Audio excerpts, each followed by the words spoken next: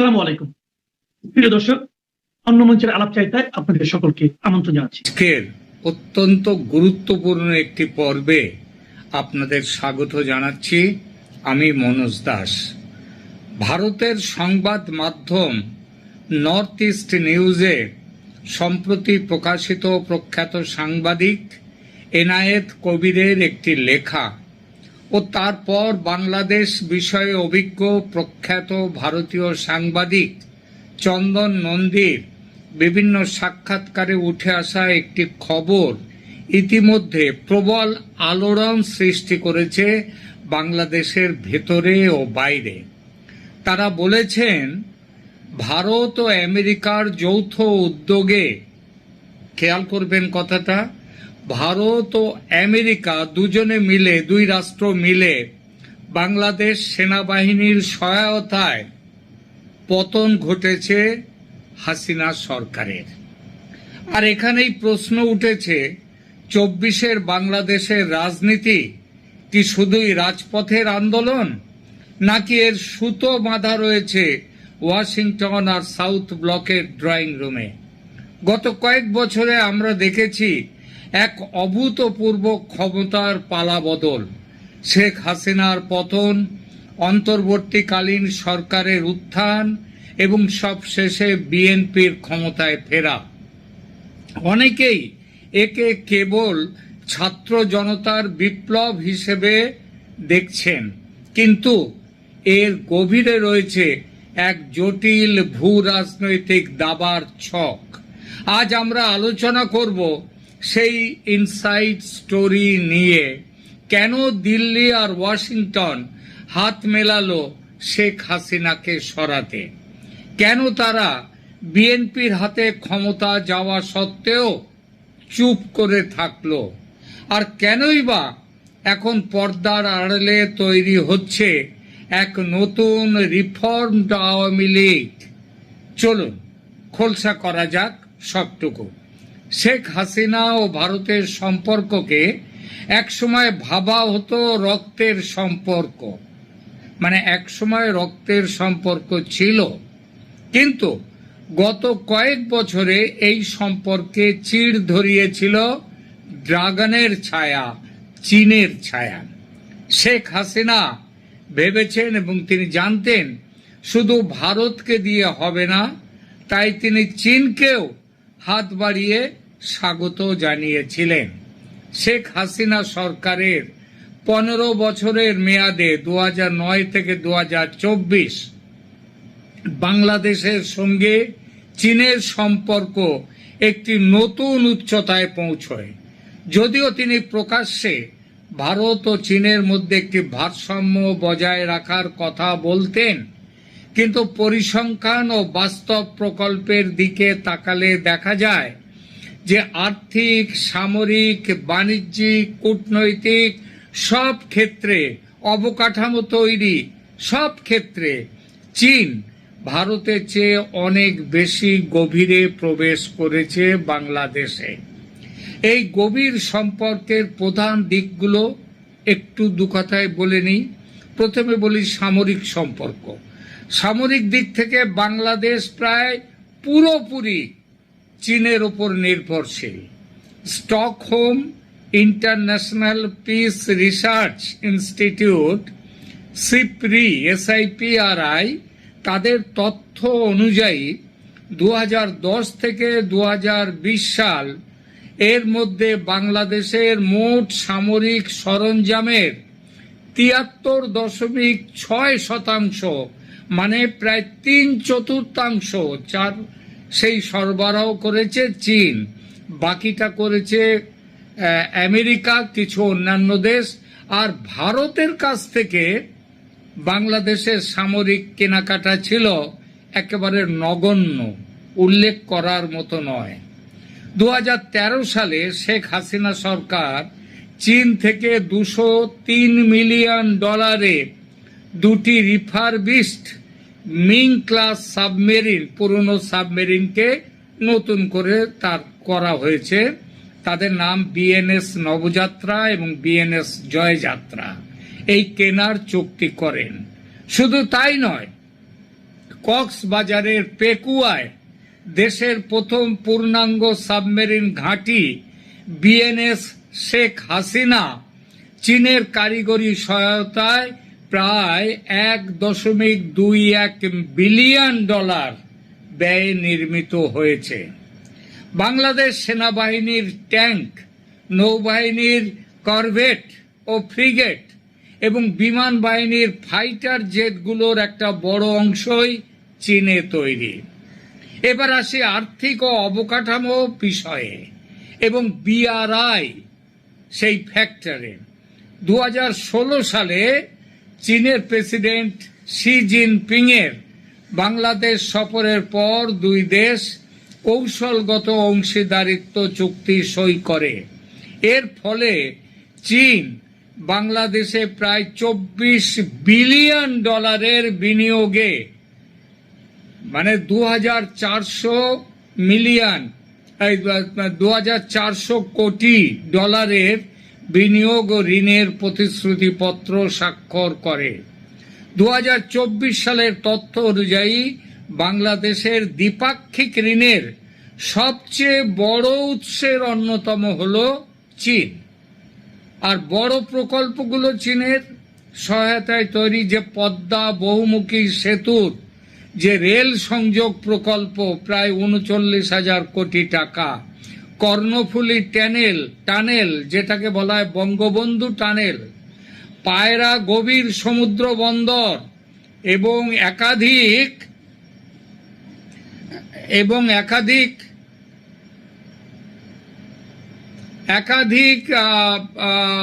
তাপবিদ্যুৎ কেন্দ্র চীনা অর্থায়ন ও কারিগরি সহায়তায় নির্মিত হয়েছে। ভারত দেখুন, আর ভারতের ক্ষেত্রে ভারত বাংলাদেশকে প্রায় $8 বিলিয়ন, আবার বলছি প্রায় $800 কোটি লাইন অফ ক্রেডিট দিলেও বাংলাদেশে তার বাস্তবায়নের গতি ছিল খুবই ধীর। চীনের প্রকল্পগুলো দ্রুত দৃশ্যমান হওয়ায় আর্থিক নির্ভরতা বেজিং এর দিকে বেশি ঝুঁকে পড়ে বাংলাদেশের।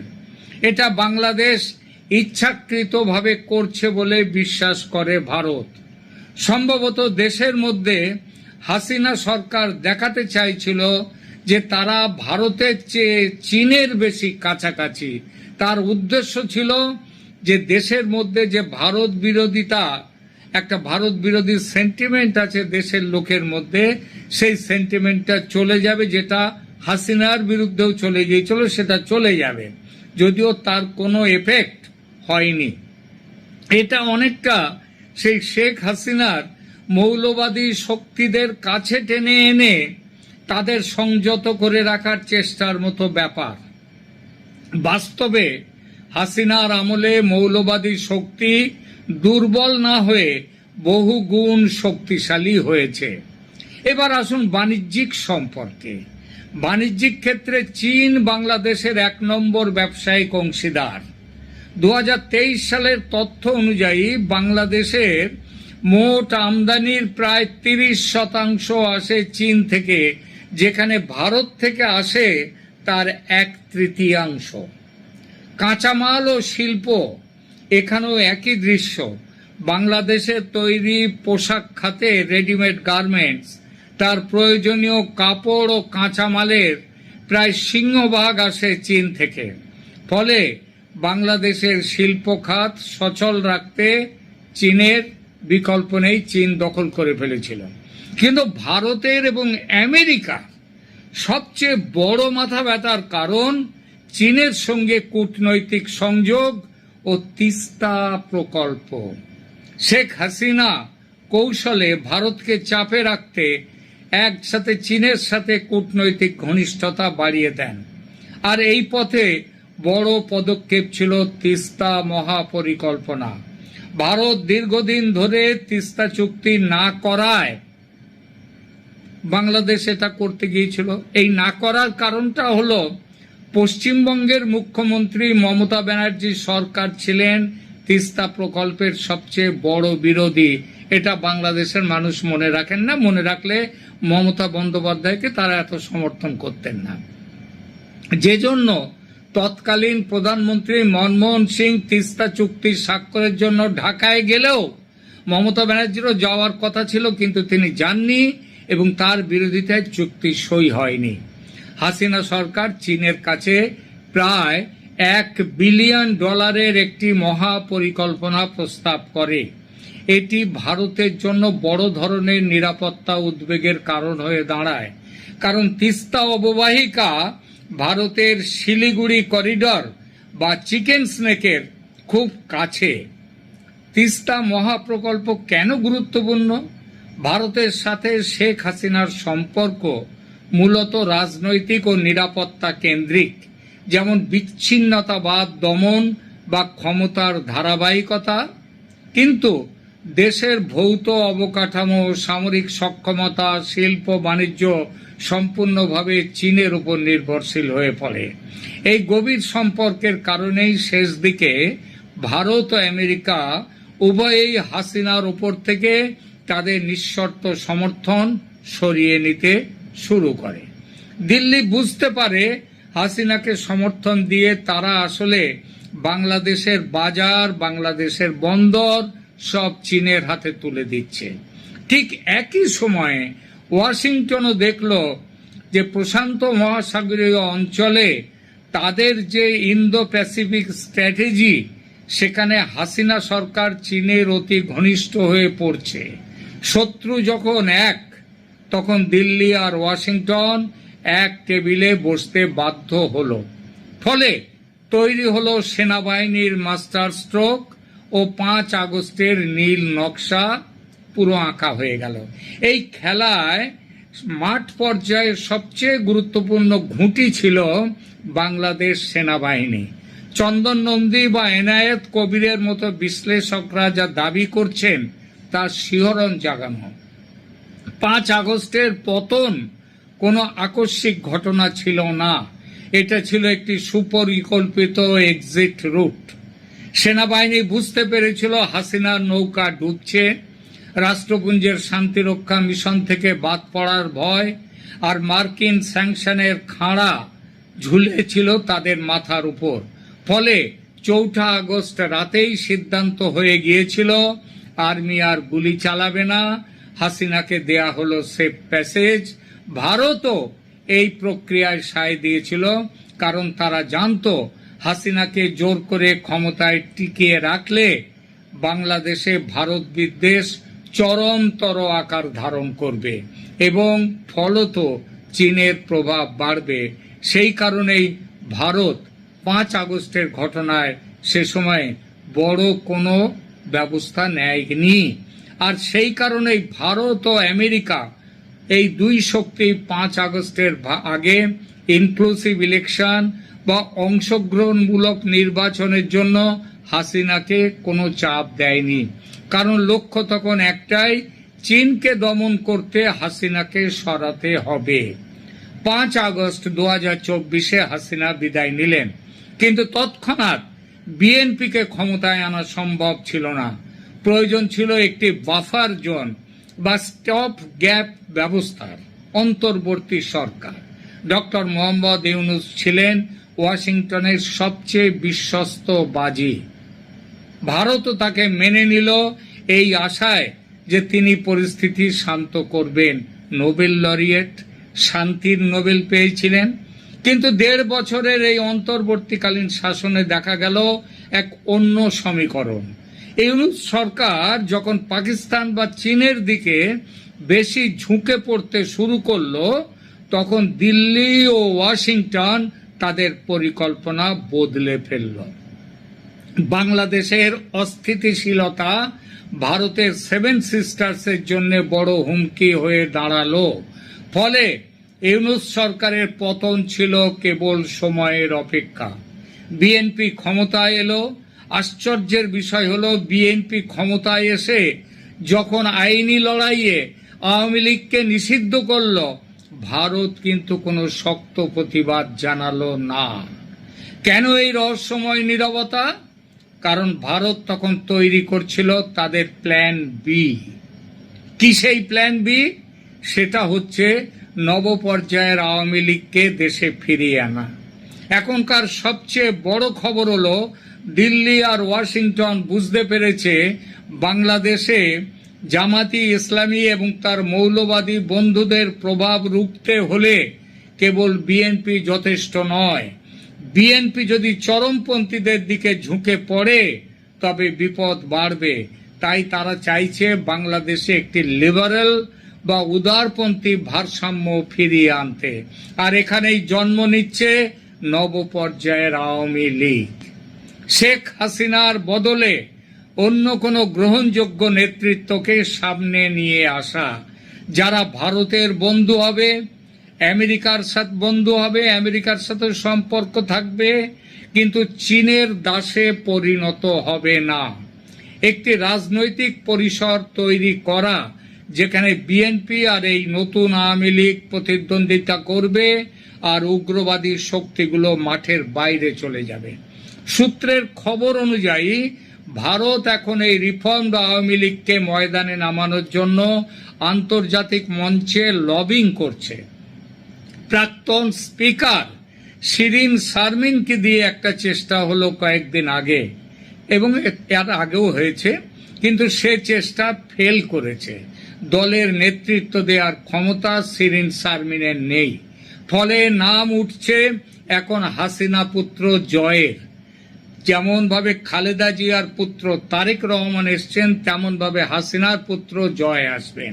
তিনি শিগগির ভারতের নেতৃত্বের সঙ্গে কথা বলতে দিল্লি আসছেন। এতে পশ্চিমী শক্তিগুলোরও সায় আছে, কারণ তারা বাংলাদেশে আর কোনো নতুন আফগানিস্তান বা শ্রীলঙ্কা দেখতে চায় না। পরিশেষে বলা যায়, বাংলাদেশের রাজনীতি আসলে এক বহুপাক্ষিক দাবার বোর্ড, যেখানে দেশীয় আবেগ আছে ঠিকই, কিন্তু নিয়ন্ত্রণের চাবিকাঠি অন্য কারোর হাতে। শেখ হাসিনার পতন যেমন অনিবার্য ছিল, তার নিজস্ব ভুল এবং ভূ রাজনৈতিক সমীকরণের কারণে, তেমনি বিএনপির ক্ষমতায় আসাও এক বৃহত্তর পরিকল্পনার অংশ। প্রশ্ন উঠতেই পারে, এই পরিকল্পনাও যদি সফল না হয়? প্রশ্নটা উঠে গেছে এই কারণে যে বিএনপি নেতা ও মন্ত্রী ফখরুল ইসলাম আলমগীরের নেতৃত্বে এক বড়সড় প্রতিনিধি দল এই মুহূর্তে চীন সফরে। চীনের সঙ্গে বেশি ঘনিষ্ঠতা তাহলে কি তারেক রহমান সরকারেরও পতন ডেকে আনতে পারে? দ্বিতীয় আরেকটি প্রশ্ন ওঠে, ভারত ও আমেরিকায় যদি শেখ হাসিনা সরকারের পতন ঘটিয়ে থাকে, তাহলে মোহাম্মদ ইউনূসের চীন পাকিস্তান ঘেঁষা নীতিকে ভারত কেন 1.5 বছর ধরে মেনে নিল? দেখুন, বাংলাদেশের ভূ রাজনৈতিক সমীকরণ যে অত্যন্ত জটিল একটি মোড় নিয়েছে, তাই এই তথাকথিত 360 ডিগ্রি বা 300 ডিগ্রি ডিপ্লোমেসি থেকেই স্পষ্ট। এই মুহূর্তে এই এপ্রিল 2026-এ বিএনপি মহাসচিব ও স্থানীয় সরকার মন্ত্রী মির্জা ফখরুল ইসলাম আলমগীরের নেতৃত্বে উচ্চ পর্যায়ের একটি প্রতিনিধি দল বেইজিং সফরে রয়েছে। তারা চীনের ভাইস প্রেসিডেন্ট হান ঝেং এর সাথে বৈঠক করেছেন এবং তিস্তা মহাপরিকল্পনা সহ বিভিন্ন অবকাঠামো ও প্রতিরক্ষা খাতে চীনের সহযোগিতা চেয়েছেন। চীনের সাথে এই অতিরিক্ত ঘনিষ্ঠতা কি বিপদ রেখে আনতে পারে তারেক রহমানের জন্য? যে কজাল মেকানিজম বা কার্যকারণ সম্পর্কের কথা বলা হয়েছে, সেই যুক্তি অনুযায়ী শেখ হাসিনার পতনের অন্যতম প্রধান কারণ ছিল তার অতিরিক্ত চীন ঘনিষ্ঠতা, যা ভারত ও আমেরিকার স্বার্থে আঘাত এনেছিল। এখন তারেক রহমানের সরকার যদি একই পথে হাঁটে, উত্তরটা খুবই সহজ। ভারত সবসময় বাংলাদেশের নিরাপত্তা এবং উত্তর পূর্বাঞ্চলের স্থিতিশীলতার জন্য বাংলাদেশের উপর নির্ভরশীল। বিএনপি যদি চীনের সাথে প্রতিরক্ষা বা কৌশলগত সম্পর্ক খুব বেশি গভীর করে, তবে ভারত ও আমেরিকার পক্ষ থেকে আবারও অদৃশ্য চাপ তৈরি হতে পারে তারেক রহমানকে অদৃশ্য করে দেওয়ার জন্য। জিওপলিটিক্যাল গোলগুলো মিট করতে না পারলে এনিবডি মাইট বি এক্সপেন্ডেবল, যে কাউকে ত্যাগ করা হতে পারে। ফলে তারেক রহমানকে ভারত ও আমেরিকার সাথে সম্পর্কের ভারসাম্য বজায় রেখে চীনের অর্থনৈতিক সুবিধা নিতে হবে। তা না করলে বিপদ তার জন্যও অপেক্ষা করছে। এবার বলি, মোহাম্মদ ইউনূসকে নিয়ে ভারত সরকারের সহনশীলতার রহস্যটা কি? যদি ভারত আমেরিকা মিলে হাসিনাকে হটিয়ে থাকে, তবে ইউনূসের চীন ও পাকিস্তান ঘেঁষা নীতি ভারত গত 1.5 বছর কেন মেনে নিল? এর পেছনে আছে কয়েকটি কৌশলগত কারণ। প্রথমত, অন্তর্বর্তীকালীন সীমাবদ্ধতা। ডক্টর ইউনূসের সরকার ছিল একটি ট্রানজিশনাল বা অন্তর্বর্তীকালীন সরকার। ভারতের কৌশল ছিল অপেক্ষা করো এবং দেখো। একটি গণ অভ্যুত্থানের মাধ্যমে আসা সরকারকে শুরুতেই সরাসরি বিরোধিতা করা ভারতের জন্য আন্তর্জাতিকভাবে নেতিবাচক হতো। তাছাড়া ডক্টর ইউনূসের পেছনে পশ্চিমা বিশ্ব, বিশেষ করে আমেরিকার শক্তিশালী সমর্থন ছিল। তখন ছিল জো বাইডেনের আমল। ভারত হয়তো নিজের নিরাপত্তার স্বার্থে ক্ষুব্ধ থাকলেও আমেরিকার সাথে সরাসরি দ্বন্দ্বে না জড়ানোর জন্য ইউনূস সরকারকে মেনে নিয়েছিল। তাছাড়া ভারত কিন্তু পুরোপুরি মেনে নেয়নি। লক্ষ্য করলে দেখবেন ইউনূসের পুরো মেয়াদে ভারতের সাথে বাংলাদেশের সম্পর্ক কোন জায়গায় পৌঁছেছিল। নরেন্দ্র মোদীর সাথে তার কোনো আনুষ্ঠানিক দ্বিপাক্ষিক বৈঠক প্রায় হয়নি বললেই চলে। ভারত কেবল প্রয়োজনীয় নিরাপত্তা যোগাযোগ রক্ষা করেছিল এবং একটি নির্বাচনের অপেক্ষা করছিল। ভারত ও আমেরিকা জানতো যে ইউনূস সরকার স্থায়ী নয়। তাদের মূল লক্ষ্য ছিল একটি ইনক্লুসিভ নির্বাচনের মাধ্যমে এমন একটি শক্তিকে ক্ষমতায় আনা যারা তাদের কৌশলগত স্বার্থ, বিশেষ করে চীনের প্রভাব কমানোর যে ব্যাপারটা বজায় রাখবে। তাহলে এই আলোচনার সার কথা কি? ভারত ও আমেরিকা শেখ হাসিনাকে সরিয়েছিল দুজনে মিলিতভাবে, কারণ তিনি তাদের কথা শুনছিলেন না, তিনি চীনের দিকে ঝুঁকে পড়েছিলেন। ডক্টর ইউনূসকে তারা একটি অনিবার্য মাধ্যম হিসেবে ব্যবহার করেছে মাত্র। এখন তারেক রহমানের ওপর তাদের নজর থাকবে যে তিনি শেখ হাসিনার সেই পুরনো চীন ঘনিষ্ঠতার ভুলটি আবার করেন কিনা। করলে তারেকও যাবেন। শেষ করব আরেকটি বিষয় নিয়ে দু কথা বলে। প্রস্তাবিত নতুন আওয়ামী লীগ কি পারবে জনসমর্থন ফিরে পেতে, নাকি বাংলাদেশের সাধারণ মানুষ বাইরের এই প্রেসক্রিপশন প্রত্যাখ্যান করবে? এখনো কিন্তু দেশের মানুষের মুখের নয়, বুকের ভেতরে স্লোগানটা হলো শেখ হাসিনা আসবে, বাংলাদেশ হাসবে। প্রিয় দর্শক, আজকের আলোচনা আপনাদের কেমন লাগলো কমেন্ট করে জানান। আমাদের ভিডিওটি ভালো লাগলে লাইক করুন এবং শেয়ার করুন। বাংলাদেশের ভূ রাজনীতি সম্পর্কে আরও জানতে সাবস্ক্রাইব করুন।